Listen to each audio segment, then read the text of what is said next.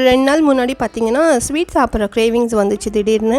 சரி இன்ஸ்டண்ட்டாக ஏதாவது செய்யலான்னு பார்த்தா எல்லாத்துக்குமே டெசிகேட்டட் கோகோனட் இந்த மில்க் மேட் தேவைப்படுது. சரின்ட்டு நான் செஞ்சு வச்சுட்டேன். குழந்தைங்களுக்கு வந்து பியூராக ராகி மாவு வெல்லம் போட்டு இந்த பேன்கேக் செஞ்சுருந்தேன். அவங்களோட டிஃபனுக்கு நல்லா சாஃப்டாக வந்துருந்துச்சு. அதுக்கப்புறமா நம்மளோட ரெசிபி சேனல் இருக்குது, அந்த ரெசிபி வேணும்னா பாருங்கள். அதுக்கப்புறம் மதியத்துக்கு வந்து ராகி களி செஞ்சுருந்தேன். இது ரொம்ப நாளாக செஞ்சு ஸ்டார்ட் பண்ணணும் சாப்பிட்றதுக்கு. மதியத்தில் ரைஸ் எடுத்துக்கூடாதுன்னு இருந்தேன்.